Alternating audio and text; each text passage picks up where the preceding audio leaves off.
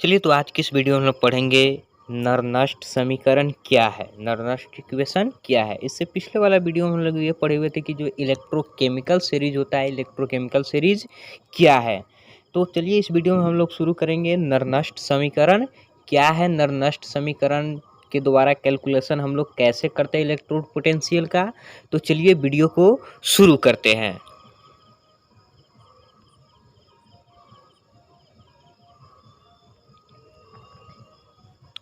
तो चलिए सबसे पहले हम लोग यहाँ पर ये चीज़ देखेंगे कि नरनष्ट समीकरण जो है, नरनष्ट समीकरण क्या है। नरनष्ट समीकरण किस चीज़ के बीच रिलेशनशिप बतलाता है, किसे हम लोग नरनष्ट समीकरण कहते हैं। तो यहाँ पर देखिए जो नरनष्ट समीकरण है, किसी सेल के ईएमएफ इलेक्ट्रोमोटिव फोर्स जिसे हम लोग विद्युतवाहक बल कहते हैं, तथा रेडॉक्स अभिक्रिया में अभिकारक तथा उत्पाद के बीच संबंध स्थापित करने वाला समीकरण को नरनष्ट समीकरण कहते हैं। अर्थात नरनष्ट समीकरण जो है ईएमएफ तथा रेडॉक्स अभिक्रिया के बीच क्या करता है, संबंध स्थापित करता है। अब रेडॉक्स अभिक्रिया में अभिकारक भी होंगे और उत्पाद भी होंगे, अर्थात जितने भी सारे रिएक्शन होते हैं सभी रिएक्शन में रिएक्टेंट और प्रोडक्ट मौजूद रहते हैं। तो ये जो नरनष्ट समीकरण है, ये नरनष्ट समीकरण ईएमएफ इलेक्ट्रोमोटिव फोर्स और रेडॉक्स अभिक्रिया दोनों के बीच संबंध स्थापित करता है। इसी समीकरण को हम लोग नरनष्ट समीकरण कहते हैं। तो चलिए यहाँ पे अब हम लोग जो है नरनष्ट समीकरण निकालेंगे कि नरनष्ट समीकरण किसे कहते हैं और नरनष्ट समीकरण का कैलकुलेशन कैसे करेंगे। तो यहाँ पर देखिए नरनष्ट समीकरण, तो यहाँ पे सबसे पहले हम लोग ये चीज़ देखेंगे, जो नरनष्ट समीकरण है हमारा, नरनष्ट समीकरण के द्वारा हम लोग नॉन स्टैंडर्ड इलेक्ट्रोड पोटेंशियल का कैलकुलेशन करते हैं। नॉन स्टैंडर्ड का जो इलेक्ट्रोड पोटेंशियल होगा, नॉन स्टैंडर्ड इलेक्ट्रोड पोटेंशियल होगा, उसका कैलकुलेशन करने के लिए हम लोग नरनष्ट समीकरण का उपयोग करते हैं। अब नॉन स्टैंडर्ड इलेक्ट्रोड पोटेंशियल क्या है, स्टैंडर्ड इलेक्ट्रोड पोटेंशियल हम लोग पढ़ चुके थे कि स्टैंडर्ड इलेक्ट्रोड पोटेंशियल क्या होता है। तब यहाँ पे हम लोग ये चीज़ देखेंगे नॉन स्टैंडर्ड इलेक्ट्रोड पोटेंशियल क्या है। तो यहाँ पर देखिए नॉन स्टैंडर्ड इलेक्ट्रोड पोटेंशियल के लिए टेम्परेचर जो है 298 केल्विन के बराबर नहीं होना चाहिए, प्रेशर जो है 1 एटीएम के बराबर नहीं होना चाहिए, कंसंट्रेशन अर्थात जो सांद्रण है वह 1 मोलरता के बराबर नहीं होना चाहिए।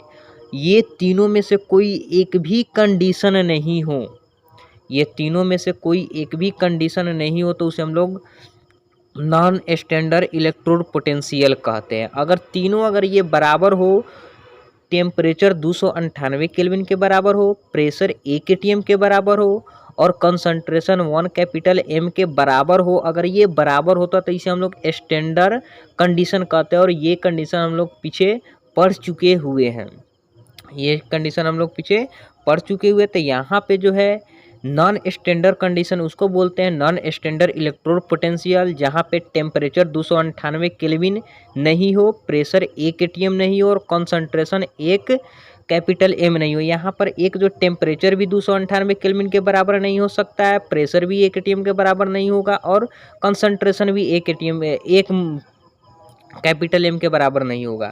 अब यहाँ पर यह है कि ये कोई नॉन स्टैंडर्ड इलेक्ट्रोड पोटेंशियल के कंडीशन के लिए यहाँ पर ये कोई ज़रूरी नहीं है कि ये तीनों कंडीशन बराबर नहीं होना चाहिए।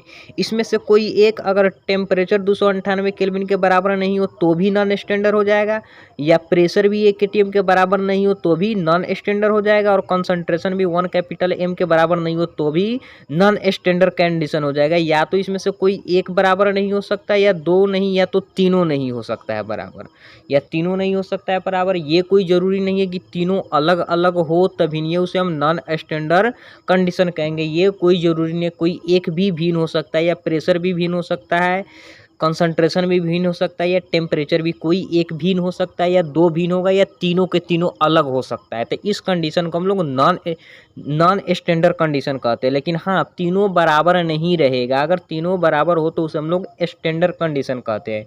और स्टैंडर्ड कंडीशन के लिए हम लोग सी का प्रयोग करके इलेक्ट्रोड पोटेंशियल का कैलकुलेशन करते हैं, जो हम लोग पढ़ चुके हैं।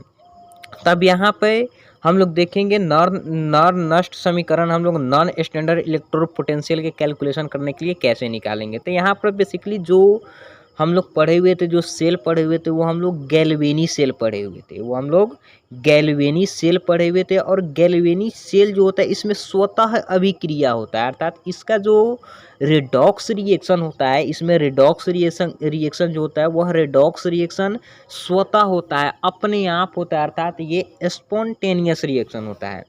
अर्थात गैल्वेनी सेल में जो रिएक्शन होते हैं वे स्वतः अभिक्रिया होते हैं, अर्थात इसमें अपने आप रेडॉक्स अभिक्रिया होती है, जिसे हम लोग स्पॉन्टेनियस रिएक्शन भी कहते हैं। तो जब ये अपने आप, जब सेल में जब अपने आप अभिक्रिया हो रहा है तो सेल के द्वारा काम किया जा रहा है, क्योंकि इसमें कोई बाहर से एनर्जी नहीं दिया जा रहा है गैल्वेनी सेल में अभिक्रिया के लिए।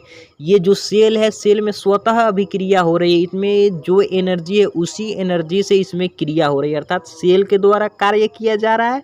तो यहाँ पर हम लोग ये चीज़ निकालेंगे कि सेल के द्वारा किया गया कार्य। तो यहाँ पर हम लोग निकालेंगे सेल द्वारा किया गया कार्य, क्योंकि इसमें स्वतः अभिक्रिया हो रही है, जो सेल अपने आप काम कर रहा है। तो सेल द्वारा किया गया कार्य W बराबर होता है, ये चीज़ आप लोग फिजिक्स में भी पढ़े होइएगा, कार्य बराबर होता है आवेश गुने वोल्टेज, अर्थात यहाँ पर आवेश गुने वोल्टेज है, W बराबर Q गुने V। तो Q यहाँ पे है, Q को हम लोग आवेश बोलते हैं, और भी यहाँ पर वोल्टेज है, और W यहाँ पे कार्य के लिए हो गया, वर्क डन हो गया। तो यहाँ पे कार्य किया गया कार्य W बराबर Q गुने V। अब यहाँ पे Q जो आवेश है, इसमें जो कार्य किया जा रहा है, तो इसके लिए हम लोग आवेश कैसे निकालेंगे कि इसमें कितना आवेश है। तो चलिए यहाँ पे हम लोग समझते हैं कि यहाँ पर जो Q है, Q का कैलकुलेशन कैसे करेंगे। तो यहाँ पर हम लोग डेनियल सेल पढ़े हुए थे, जब हम लोग गैल्वेनी सेल पढ़े हुए थे तो उसमें एग्जाम्पल के लिए हम लोग डेनियल सेल लिए हुए थे। तो डेनियल सेल में क्या होता है, जो एनोड होता है, एनोड पे ऑक्सीडेशन होता है, अर्थात वहाँ पे ऑक्सीकरण होता है। तो ऑक्सीकरण होता है तो इसमें क्या होता है, Zn जो होता है, Zn2 प्लस आयन जो है सॉल्यूशन में छोड़ता है और 2 इलेक्ट्रॉन को रिलीज करता है, यहाँ पे 2 इलेक्ट्रॉन रिलीज करता है। अर्थात यहाँ पर जो है 1 मोल, अर्थात यहाँ पे कुछ नहीं तो इसको कैसे पढ़ेंगे, 1 मोल जिंक 1 मोल Zn2 प्लस आयन छोड़ता है और 2 मोल इलेक्ट्रॉन को रिलीज करता है, 2 मोल इलेक्ट्रॉन को रिलीज करता है। अर्थात जब एनोड ऑक्सीडेशन होता है तो 1 मोल Zn2 प्लस सॉल्यूशन में छोड़ता है और 2 मोल इलेक्ट्रॉन को रिलीज करता है, और 2 मोल इलेक्ट्रॉन को क्या करता है, रिलीज करता है। तो ये एनोड पे ऑक्सीडेशन होता है, एनोड पर का ये रिएक्शन हो गया। अब यहाँ पे कैथोड है, तो डेनियल सेल में जो कैथोड होता है उस कैथोड पे रिडक्शन होता है, कैथोड पे रिडक्शन होता है तो क्या होता है वहाँ पे Cu2 प्लस, अर्थात यहाँ पे कुछ नहीं होता, 1 मोल Cu2 प्लस 2 इलेक्ट्रॉन को क्या करता है, 2 इलेक्ट्रॉन को लेता है और 1 मोल कॉपर में सॉलिड में चेंज हो जाता है। यहाँ पर देखिए 1 मोल Cu2 प्लस 1 मोल Cu2 प्लस 2 मोल इलेक्ट्रॉन को एक्सेप्ट करता है, 2 मोल इलेक्ट्रॉन को लेता है और यहाँ पे 1 मोल कॉपर में चेंज हो जाता है, यहाँ पे 1 मोल कॉपर में चेंज हो जाता है। ये चीज़ को आप लोग को ध्यान में रखना है कि यहाँ पर जो है 1 मोल Cu2 प्लस क्या कर रहा है, 2 मोल इलेक्ट्रॉन को ले रहा है और 1 मोल कॉपर में चेंज हो रहा है। तो यहाँ पे हम लोग ये चीज़ देखेंगे, जो 1 मोल पर जो इलेक्ट्रॉन पर आवेश होता है, 1 मोल इलेक्ट्रॉन पर आवेश जो है 96,500 कूलम्ब होता है, 1 मोल इलेक्ट्रॉन पर आवेश जो है 96,500 कूलम्ब होता है, जिसको हम लोग 1 फैराडे भी कहते हैं, 1 फैराडे भी कहते हैं। तो 1 फैराडे बराबर 96,500 कूलम्ब होता है। तो यहाँ पर देखिए 1 मोल इलेक्ट्रॉन पर आवेश 96,500 है, तो यहाँ पर जो इलेक्ट्रॉन है कितना जा रहा है, 2 मोल इलेक्ट्रॉन है। तो 2 मोल इलेक्ट्रॉन है, तो अगर इस पर हम लोग आवेश निकाले, ये जिंक या कॉपर के बीच जब हम लोग आवेश निकालेंगे तो कितना कर देंगे, यहाँ पे 2 से मल्टीप्लाई कर देंगे, 2 × 96500 कूलम्ब। अब यहाँ पे 2 मोल इलेक्ट्रॉन जा रहा है, तो 2 मोल इलेक्ट्रॉन के लिए इसमें 2 से गुना कर देंगे, क्योंकि 1 मोल इलेक्ट्रॉन पर आवेश 96,500 कूलम्ब होता है, तो 2 मोल इलेक्ट्रॉन पर आवेश कितना होंगे, 96,500 कूलम्ब होंगे। इसी तरीके से हम मान लेते हैं जो हमारा सेल है, सेल में n मोल इलेक्ट्रॉन जा रहा है, सेल में कितना जा रहा है, n मोल इलेक्ट्रॉन जा रहा है, सेल में हमारा n मोल इलेक्ट्रॉन जा रहा है, सेल में हमारा n मूल इलेक्ट्रॉन जा रहा है तो वहाँ पर हमारा क्या होगा, वहाँ पर जो हमारा Q होगा, Q बराबर हमारा NF होगा, क्योंकि एक मोल इलेक्ट्रॉन में 1 फैराड है, एक मोल इलेक्ट्रॉन में 1 फैराड है, तो 2 मोल इलेक्ट्रॉन में 2f अर्थात तो 2 फैराड होंगे।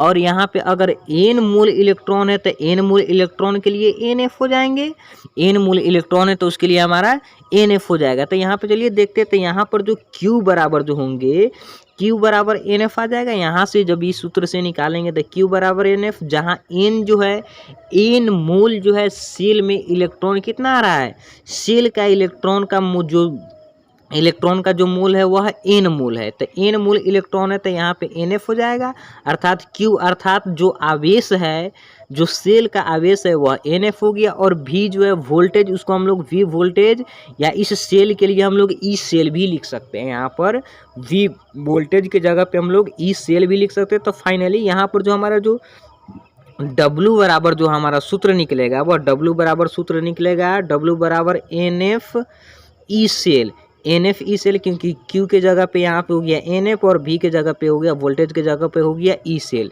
अब यहाँ पर W बराबर हो गया NF E सेल। अब यहाँ पर एक चीज़ को हम लोग यहाँ पे समझेंगे, यहाँ पर जो है W बराबर यहाँ पे माइनस डेल्टा G होता है, W बराबर minus delta G। Delta G है जो ऊर्जा में परिवर्तन होता है, गिव्स फ्री एनर्जी होता है, अर्थात ये गिव्स मुक्त ऊर्जा होता है। जो W का जो यहाँ पे जो W है, अर्थात जो सेल का जो कार्य है, सेल का जो कार्य है ये माइनस में होता है, इसका ऊर्जा क्या होता है, माइनस में होता है। जैसे मान लेते हैं इसका जो एनर्जी है G है, इसका जो है एनर्जी है G। अब सेल अपने आप काम कर रहा है, सेल क्या कर रहा है, अपने आप काम कर रहा है, इसको बाहर से एनर्जी नहीं दिया जा रहा है, ये बाहर से एनर्जी नहीं दिया जा रहा है। तो इसमें जितना वर्क आउट होगा, इसमें जितना ही ज़्यादा वर्क होगा, एनर्जी इसका कम होगा, इसका एनर्जी क्या होगा, कम होगा, क्योंकि इसमें बाहर से एनर्जी तो दिया नहीं जा रहा है। सेल खुद अपना ही ऊर्जा से वह रिएक्शन कर रहा है, अपना ही ऊर्जा से वह काम कर रहा है। तो सेल जितना ही ज़्यादा काम करेगा, इसका एनर्जी उतना ही कम होगा। तो W बराबर क्या होगा, माइनस डेल्टा G, जिसको हम लोग, जो इसके पास अभिक्रिया करने के लिए जो ऊर्जा होता है उसको हम लोग गिब्स ऊर्जा बोलते हैं जी। इसके पास अभिक्रिया करने के लिए जो ऊर्जा है उसे हम लोग गिब्स ऊर्जा बोलते हैं, जिसको हम लोग G से सूचित करते हैं। और यहाँ पे डेल्टा G दर्शाया क्योंकि इसके गिब्स ऊर्जा में जो है परिवर्तन होगा, क्योंकि जब कार्य होगा तो ऊर्जा में परिवर्तन होते रहेगा। तो जितना ही ज़्यादा कार्य होगा, इसके ऊर्जा में उतना ही ज़्यादा परिवर्तन आएगा, अर्थात इसकी ऊर्जा उतना ही कम होगी। तो सेल के द्वारा जब कार्य किया जाएगा तो इसका जो एनर्जी है, एनर्जी माइनस में आ जाएगा। जब एनर्जी माइनस में आ जाएगा तो इसमें कार्य हो रहा है, तो वही यहाँ पर हमारा हो जाएगा कितना, यहाँ पे हो जाएगा W बराबर माइनस डेल्टा G हो जाएगा। डेल्टा G जिसको हम लोग, डेल्टा जहाँ भी लगा हुआ रहता है उसे हम लोग परिवर्तन करते हैं, अर्थात G में परिवर्तन हो रहा है। तो फाइनली अगर W की जगह पे माइनस डेल्टा G रखेंगे तो फाइनली यहाँ पे हमारा सूत्र बनेगा डेल्टा G बराबर minus NF E cell, delta G बराबर माइनस NF E सेल बनेगा यहाँ पर। अब यहाँ पे ये हमारा नॉन स्टैंडर्ड कंडीशन है, यहाँ पे ये जो है हमारा नॉन स्टैंडर्ड कंडीशन, इसे चाहे तो हम स्टैंडर्ड कंडीशन में भी लिख सकते हैं, इसे चाहे तो हम लोग स्टैंडर्ड कंडीशन में भी लिख सकते हैं। तो स्टैंडर्ड कंडीशन में क्या लिखेंगे, डेल्टा G है तो यहाँ पे डेल्टा G नॉट लगा देंगे, यहाँ पे माइनस NF और E नॉट सेल। जहाँ पे ये चीज़ आपको पता है कि स्टैंडर्ड कंडीशन में जब लिखते हैं तो वहाँ पर हम लोग नॉट लगा देते हैं, ये चीज़ हम लोग पहले पढ़ चुके हैं। जब स्टैंडर्ड कंडीशन में लिखते हैं तो वहाँ पर हम लोग नॉट लगा देते हैं। तो यहाँ पे जो नॉट लगा हुआ है तो नॉट से यहाँ पे सीधा स्पष्ट होता है कि ये स्टैंडर्ड कंडीशन के लिए है। तो जब इसको अगर हम यदि स्टैंडर्ड कंडीशन के लिए निकालेंगे तो यहाँ पे हो जाएगा डेल्टा G नॉट बराबर minus NF E nought cell हो जाएगा। E नॉट सेल अर्थात ये स्टैंडर्ड कंडीशन के लिए है, और ये जो ऊपर वाला है ये हमारा नॉन स्टैंडर्ड कंडीशन के लिए है, और नीचे वाला जो है ये स्टैंडर्ड कंडीशन के लिए है। ये हमारा स्टैंडर्ड कंडीशन के लिए, और स्टैंडर्ड कंडीशन आप लोग को पता है क्योंकि पीछे हम लोग पढ़ चुके हैं कि स्टैंडर्ड कंडीशन क्या होता है। अब यहाँ पर देखिए जो डेल्टा G है, डेल्टा G को गिब्स ऊर्जा में परिवर्तन बोलते हैं, और डेल्टा G नॉट को मानक गिब्स ऊर्जा में परिवर्तन, मानक अर्थात स्टैंडर्ड है ये। और यहाँ पर जो N है, इलेक्ट्रॉन के मोल की संख्या, एन हमारा क्या है इलेक्ट्रॉन की मोल की संख्या, और एफ आपको पता है एफ क्या है, एफ को हम लोग फैराडे बोलते हैं, जहाँ एक एफ बराबर होता है एक एफ बराबर होता है 96500 कूलम्ब, यानी 96500 कूलम्ब होता है, जहाँ एक एफ बराबर होता है 96500 कूलम्ब, जहाँ एफ को हम लोग फैराडे कहते हैं, और यहाँ पे एन जो है इलेक्ट्रॉन के मोलों की संख्या है। तब यहाँ पे हमारा ये चीज़ निकल गया कि जो यहाँ पे जो सेल होता है, सेल में जो कार्य होता है तो उसके ऊर्जा में परिवर्तन किस प्रकार से होता है, गिब्स ऊर्जा में परिवर्तन। तो यहाँ पे गिब्स ऊर्जा में परिवर्तन निकल गया। अब यहाँ पे अब हम लोग आगे जो है नरनस्ट समीकरण निकालेंगे, जहाँ पे नरनस्ट समीकरण निकालने के लिए ये दोनों चीज़ का हम लोग प्रयोग करेंगे। तो चलिए आगे नरनस्ट समीकरण का हम लोग कैलकुलेशन करते हैं। यहाँ तक आई होप कि यहाँ तक आप लोग बढ़िया से समझ गए हैं। तो चलिए अब आगे जो है नरनस्ट इक्वेशन हम लोग निकालते हैं। तो यहाँ पे देखिए नरनस्ट इक्वेशन निकालने के लिए एक उष्मागतिकी से थर्मोडायनेमिक्स से एक इक्वेशन लिया गया, थर्मोडायनेमिक्स से एक इक्वेशन लिया गया। वह इक्वेशन है डेल्टा जी बराबर delta G not plus R T in log Q. यहाँ पर ये उष्मागतिकी से ये समीकरण लिया गया है डेल्टा जी बराबर delta G not plus R T in log Q. जहाँ पे ये चीज़ को देख लेंगे, डेल्टा जी आपको पहले से पता है, डेल्टा जी है स्टैंडर्ड कंडीशन के लिए, अर्थात डेल्टा जी जो है गिब्स ऊर्जा में परिवर्तन है, और डेल्टा जी नॉट है मानक गिब्स ऊर्जा में परिवर्तन। और यहाँ पे जो आर है गैस स्थिरांक, आर को हम लोग गैस स्थिरांक बोलते हैं, जिसका मान होता है 8.314 जूल बट्टा मोल केल्विन। टी जो है वहाँ पे टी है ताप है, टेम्परेचर है जो केल्विन में रहता है, केल्विन में ये रहेगा। और यहाँ पे आई एन है जिसको हम लोग इन लॉग ई कहते हैं, आई एन को हम लोग लॉग ई कहते हैं। जो लॉग ई को अगर लॉग 10 में चेंज करना है तो उसमें हम लोग 2.303 से मल्टीप्लाई करा देते हैं, तो लॉग ई लॉग 10 में चेंज हो जाता है, जिसको हम लोग यूज करेंगे, इस मान को हम लोग आगे यूज करेंगे। और यहाँ पे जो की है क्यू को हम लोग अभिक्रिया लब्धि कहते हैं, क्यू को हम लोग क्या कहते हैं अभिक्रिया लब्धि कहते हैं। और ये चीज़ बहुत ही इंपॉर्टेंट है, ये चीज़ हम लोग अभिक्रिया लब्धि निकालने के लिए पढ़ेंगे कि यहाँ पर जो क्यूब है जो अभिक्रिया लब्धि है, तो अभिक्रिया लब्धि अब कहाँ से लाएंगे, अभिक्रिया लब्धि कैसे निकालेंगे, तो इस चीज़ को हम लोग आगे पढ़ेंगे कि किसी भी अभिक्रिया में अभिक्रिया लब्धि कैसे निकालते हैं। अभी फिलहाल हम लोग यहाँ पे हम लोग नरनस्ट इक्वेशन को निकालेंगे। तो यहाँ पे डेल्टा जी बराबर delta G not plus R T in log Q है।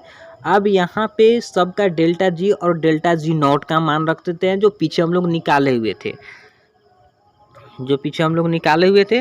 तो यहाँ पर डेल्टा जी का मान रख देंगे तो minus N F E cell, और डेल्टा जी नॉट का मान रखेंगे तो minus N F E not cell plus R T in log Q. अब यहाँ पे क्या करते हैं हम लोग, माइनस एन एफ से दोनों तरफ भाग दे देते हैं, माइनस एन एफ से दोनों तरफ भाग दे देते हैं, क्योंकि समान संख्या से हम लोग दोनों तरफ भाग कर सकते हैं, गुना कर सकते हैं, जोड़ सकते हैं, घटा सकते हैं। तब यहाँ पे दोनों तरफ भाग दे रहे हैं, तो यहाँ पे जब भाग देंगे तब minus N F E cell बट्टा minus N F E not cell plus R T in log Q. और यहाँ पे हम लोग माइनस एन एफ से बट्टा माइनस एन एफ इसमें भी हो जाएगा, बट्टा माइनस एन एफ इसमें भी हो जाएगा, और बट्टा माइनस एन एफ यहाँ पर भी हो जाएगा। तो सब में हम लोग माइनस एन एफ से भाग दे दिए। तो जब भाग देंगे तो यहाँ पर जो है एन एफ से माइनस एन एफ कट गया, इसमें भी माइनस एन एफ से माइनस एन एफ कट गया, माइनस एन एफ से माइनस एन एफ कट गया। तो फाइनली यहाँ पर जो मेरा इक्वेशन बनेगा, है वह इक्वेशन बनेगा ई सेल बराबर E not cell minus R T बट्टा n F minus R T बटा n F in log Q. बट्टा में एन एफ है, माइनस आर टी बटा एन एफ, यहाँ पे जब करेंगे तो ये प्लस माइनस हो जाएंगे, और माइनस आर टी बटा in log Q F minus R T बटा n F in log Q. तो फाइनली ये जो है हमारा नरनस्ट इक्वेशन यहाँ पर हमारा निकल जाता है, यहाँ पर जो ये जो है हमारा नरनस्ट इक्वेशन निकल जाता है। तो अब यहाँ पे इसी चीज़ को हम लोग नरनस्ट इक्वेशन कहते हैं। अब यहाँ पे जो इन लॉग क्यू है, तो इन लॉग के जगह पे यहाँ पे इन लॉग को लॉग ई कहते हैं, और लॉग ई को लॉग 10 में चेंज कर देंगे, तो इसमें 2.303 से हम लोग मल्टीप्लाई कर देते हैं। तो यहाँ पे इन लॉग के जगह पे हम लोग ये लॉग वाला वैल्यू रख देते हैं, जहाँ पे हम लोग 2.303 वैल्यू रख देंगे। तो यहाँ पे इन लॉग के जगह पे हम log 10 का वैल्यू रखेंगे। तो log 10 का जब वैल्यू रखेंगे तो यहाँ पे ये ई सेल बराबर E not cell minus 2.303 RT/NF log Q आ जाएगा। log Q आ जाएगा जो log 10 वाला वैल्यू है, तो log 10 वाला वैल्यू तो यहाँ पे उसके लिए माइनस 2.303 से मल्टीप्लाई कर दिए, तो यहाँ पर हमारा ये भी नॉन-नस्ट इक्वेशन, इन लॉग के जगह पर अगर लॉग का वैल्यू रखेंगे तो ये भी हमारा नॉन-नस्ट इक्वेशन निकल गया। अगर यहाँ पे इसमें अगर यहाँ पे टेम्परेचर और यहाँ पे आर गैस स्थिरांक और एफ फैराडे के वैल्यू रख देंगे तो यहाँ पे फाइनली इसका वैल्यू कितना निकलेगा, तो फाइनली अगर टेम्परेचर हम 298 के रखते हैं और ज़्यादातर जो हमारा इक्वेशन मिलेगा, जो क्वेश्चन मिलेगा नॉन-नस्ट इक्वेशन में, वहाँ पे टेम्परेचर आपको 298 केल्विन या 25 डिग्री सेल्सियस ही दिया रहेगा। तो ज़्यादातर आपको क्वेश्चन इसी इक्वेशन पे रहता है जहाँ पे टेम्परेचर 298 केल्विन हो, 298 केल्विन। तो फाइनली अगर टेम्परेचर 298 केल्विन पे अगर हम लोग रख के नॉन-नस्ट इक्वेशन निकालेंगे तो यहाँ पर देखिए ई नॉट सेल ई सेल बराबर ई नॉट सेल और यहाँ पे माइनस 2.303 और यहाँ पे जो आर है तो आर का वैल्यू 8.314, जो यहाँ पे आर का वैल्यू 8.314 है, आर का वैल्यू यहाँ पे होगी 8.314 और यहाँ पे टेम्परेचर टी है, तो टेम्परेचर का वैल्यू हम लोग कितना लेंगे 298 केल्विन, तो यहाँ पे हो गया 298 केल्विन बट्टा एन का एन रहेगा और ए फैराडे का वैल्यू 96,500 होता है, 96,500 कूलम होता है जो हम लोग पीछे पढ़े, तो यहाँ पे हो गया हमारा 96,500 कूलम हो गया, यहाँ पे 96,500 कूलम हो गया। तो अब इसको अगर हम लोग फाइनली जब इसका हम लोग कैलकुलेशन करते हैं, फाइनली जब इसका पूरा कैलकुलेशन करेंगे तो इसका जो वैल्यू निकलता है और यहाँ पे log Q का log Q रहेगा, तो यहाँ पे जो इसका वैल्यू निकलता है ई नॉट सेल बराबर E not cell minus 0.059 n minus 0.0591 बट्टा एन, क्योंकि एन का तो वैल्यू हमको सेल से पता चलेगा, रिएक्शन से पता चलेगा, क्योंकि उसमें कितना मोल इलेक्ट्रॉन है, इलेक्ट्रॉन के मोलों की संख्या कितना है उससे पता चलेगा। तो फाइनली जो हमारा नॉन-नस्ट इक्वेशन है और यहाँ पे log Q जहाँ Q अभिक्रिया लब्धि है, तो अभी हम अभिक्रिया लब्धि निकालने के लिए सीखेंगे कि किसी भी अभिक्रिया में अभिक्रिया लब्धि कैसे निकालेंगे। तो फाइनली जो हमारा नॉन-नस्ट समीकरण आता है वह नॉन-नस्ट समीकरण ये आता है, यही हमारा क्या है, यही जो आता है हमारा फाइनली नॉन-नस्ट समीकरण आता है। तो इसी चीज़ को हम लोग नॉन-नस्ट समीकरण कहते हैं। अगर यहाँ पे ज़्यादातर आपको टेम्परेचर 298 केल्विन पे ही दिया रहेगा, तो 298 केल्विन पे दिया रहेगा तो डायरेक्ट वैल्यू हम लोग इसका यूज करेंगे। अगर टेम्परेचर 298 केल्विन नहीं दिया है तो यहाँ पे हम लोग इस वैल्यू का उपयोग करेंगे। लेकिन ज़्यादातर आपको क्वेश्चन बनाने के लिए अगर किताब में मिलेगा तो यही इक्वेशन आपको दिया हुआ रहेगा। मगर यहाँ पे एक समस्या है कि यहाँ पर ये जो Q है अभिक्रिया लब्धि Q कैसे लिखेंगे। तो चलिए अब यहाँ पे ये चीज़ भी देख लेते हैं कि Q जो है अभिक्रिया लब्धि कैसे निकालेंगे। तो यहाँ पर देखिए अभिक्रिया लब्धि रिएक्शन क्वोटिएंट जिसको हम लोग उसको Q से सूचित करते हैं, अभिक्रिया लब्धि को हम लोग Q से सूचित करते हैं। तो यहाँ पे ये अभिक्रिया लब्धि निकालना बहुत ही आसान है। तो देखिए यहाँ पे हम लोग एक रेडॉक्स रिएक्शन की ऊपर हम लोग बात करेंगे और रेडॉक्स रिएक्शन से जानेंगे कि कैसे हम लोग अभिक्रिया लब्धि निकालेंगे। तो यहाँ पे हम लोग एक रेडॉक्स रिएक्शन लेते हैं, यहाँ पे AA प्लस BB, यहाँ पे तीर का निशान है CC प्लस DD। तो यहाँ पे जो A और B है ये हमारा रिएक्टेंट है, ए जो है A प्लस B है ये हमारा रिएक्टेंट है और C प्लस D है ये हमारा प्रोडक्ट है। क्योंकि ये चीज़ आपको पता होगा जो तीर रहता है, जो तीर के निशान के जो राइट साइड रहता है, राइट साइड में प्रोडक्ट होता है और लेफ्ट साइड में रिएक्टेंट होता है। तो यहाँ पर जो स्मॉल वाला A दिखाई दे रहा है ये जो कैपिटल A है उसका स्टाइकियोमेट्रिक अर्थात उसका गुणांक है, और ये जो जितना भी छोटा वाला स्मॉल वाला दिखाई दे रहा है वह उसका गुणांक है, जैसे 1 2 3 4 5 होता है ना, वही इसका गुणांक है, इसका स्टाइकियोमेट्रिक है। तो यहाँ पे इसका Q निकालने के लिए यहाँ पर देखिए Q अभिक्रिया लब्धि निकालने के लिए इसमें सबसे पहले जो ऊपर होता है, ऊपर हम लोग प्रोडक्ट को लिखते हैं, जो भी प्रोडक्ट देगा उस प्रोडक्ट को हम लोग ऊपर लिखते हैं। तो यहाँ पर देखिए प्रोडक्ट क्या है हमारा सी और डी, तो यहाँ पे सी और जो इसका जैसे यहाँ पे सी है तो इसका गुणांक कितना है स्मॉल सी, तो स्मॉल सी को हम लोग इसके पावर में लिखते हैं। फिर डी और डी का गुणांक कितना है स्मॉल डी, इस चीज़ को हम लोग ऊपर लिखते हैं पावर में लिखते हैं। बट्टा रिएक्टेंट के सॉरी प्रोडक्ट के लिखने के बाद बट्टा में हम लोग रिएक्टेंट का लिखते हैं। तो रिएक्टेंट ए भी है तो यहाँ पे हो जाएगा ए, और इसका जो स्टाइक्योमेट्रिक है स्टाइक्योमेट्रिक को हम लोग पावर में लिख देते हैं, पावर ए हो जाएगा। फिर बी, और बी का जो यहाँ पे है स्टाइक्योमेट्री कितना है स्मॉल बी, तो स्मॉल बी पावर में हो जाएगा। तो किसी भी रिएक्शन का इस प्रकार से हम लोग उसका अभिक्रिया लब्धि Q का वैल्यू आसानी से निकाल सकते हैं। पहले इसमें हम लोग प्रोडक्ट को लिखते हैं, अगर उसमें जो गुणांक है गुणांक रहेगा उसको पावर में लिखेंगे, और बट्टा रिएक्टेंट, और रिएक्टेंट में जो गुणांक है जितना रहेगा उसके पावर में लिखेंगे। जैसे यहाँ पे एक एग्जांपल में हम लोग ले लेते हैं, जैसे यहाँ पे जिंक है तो यहाँ पे जिंक Zn2 प्लस प्लस यहाँ पे 2 इलेक्ट्रॉन अर्थात 2 मोल इलेक्ट्रॉन छोड़ रहा है, और यहाँ पे 1 मोल Zn है और यहाँ पर 1 मोल Zn2 प्लस है। तो यहाँ पर जो इसका गुणांक है Zn का वो 1 है, यहाँ पे Zn2 प्लस का भी गुणांक A है, और इसमें हम लोग इलेक्ट्रॉन कितना हो निकले इलेक्ट्रॉन से हम लोग को मतलब नहीं है। अभिक्रिया लब्धि निकालने के लिए इलेक्ट्रॉन कितना आ जा रहा है उससे मतलब नहीं है। यहाँ पे हमको उसका मोल दिखना है, उसका स्टाइक्योमेट्री देखना है स्टाइक्योमेट्री कितना है।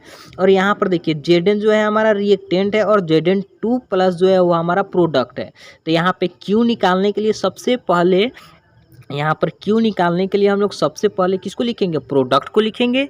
तो प्रोडक्ट को लिखेंगे तो Zn2 प्लस, और यहाँ पे पावर में कितना हो जाएगा एक, तो एक तो पावर में सबका रहता है, एक नहीं लिखेंगे क्योंकि यहाँ पर Zn2 प्लस जो है इसका स्टाइक्योमेट्री कितना है हमारा 1 है, बट्टा में यहाँ पे Zn हो जाएगा, और Zn बट्टा क्या हो जाएगा हमारा Zn, इसका भी स्टाइक्योमेट्री 1 है, तो एक तो सबका रहता है इसलिए एक पावर में नहीं लिखे हैं। तो यहाँ पे Q बराबर अभिक्रिया लब्धि यहाँ पे Zn2 प्लस प्लस 2 इलेक्ट्रॉन का अभिक्रिया लब्धि निकालिए, Q बराबर Zn2 प्लस बटा Zn, इस चीज़ को हम लोग अभिक्रिया लब्धि कहते हैं। एक और एग्जाम्पल देख लेते हैं यहाँ पे कपर के लिए। तो यहाँ पे कपर के लिए देखेंगे Cu2 प्लस प्लस 2 इलेक्ट्रॉन और Cu, तो यहाँ पे Cu2 प्लस हमारा रिएक्टेंट है, और यहाँ पर जो Cu है ये Cu हमारा प्रोडक्ट है। तो यहाँ पे Cu2 प्लस रिएक्टेंट और Cu जो है जो सॉलिड स्टेट में ये हमारा प्रोडक्ट है। तो यहाँ पे हम लोग Q निकालेंगे, Q अभिक्रिया लब्धि निकालेंगे। तो Q बराबर क्या हो जाएगा, सबसे पहले हम लोग प्रोडक्ट वाले को लिखते हैं, सबसे जो प्रोडक्ट रहता है उस प्रोडक्ट को लिखेंगे। तो प्रोडक्ट में कितना हो जाएगा कपर, और कपर का भी यहाँ पे जो सॉलिड स्टेट में जो कपर है इसका भी स्टाइक्योमेट्रिक जो है 1 है, और बट्टा यहाँ पे हो जाएगा Cu2 प्लस जिसका स्टाइक्योमेट्रिक भी 1 है। और इसमें इलेक्ट्रॉन कितना रिलीज हो रहा है इससे हमको मतलब नहीं है, कितना रिलीज कर रहा है या कितना गेन कर रहा है इलेक्ट्रॉन से हम लोग को मतलब नहीं है, सिर्फ जो रिएक्टेंट और जो प्रोडक्ट है उसको देखना है, उसका स्टाइक्योमेट्रिक के देखना है। तो इस तरीके से किसी भी जो अभिक्रिया होगा उस अभिक्रिया को हम लोग अभिक्रिया लब्धि निकाल सकते हैं, Q का वैल्यू निकाल सकते हैं आसानी से, और वहाँ पे हम लोग रख सकते हैं जो नॉर्नस्ट इक्वेशन है उस नॉर्नस्ट इक्वेशन पे रख सकते थे। यहाँ पे जो नॉर्नस्ट इक्वेशन था वह नॉर्नस्ट इक्वेशन बहुत ही मोस्ट इम्पोर्टेंट है। तो फाइनली यहाँ पे नॉर्नस्ट इक्वेशन ख़त्म हो गया है, और जो हमारा ये जो इलेक्ट्रोकेमिस्ट्री है समझिए इलेक्ट्रोकेमिस्ट्री का एक फेज़ ख़त्म हो गया। अब जो अगले वीडियो है अगले वीडियो में हम लोग इलेक्ट्रोलाइटिक सेल को करने वाले हैं। तो आई होप कि ये वीडियो आपको समझ में आया। अगर वीडियो को समझ में आ रहा है तो वीडियो को लाइक कीजिए, कमेंट कीजिए, शेयर कीजिए, और अभी तक आप हमारे चैनल को सब्सक्राइब नहीं किए हैं तो सब्सक्राइब कर लीजिए। तो मिलते हैं फिर अगले वीडियो में।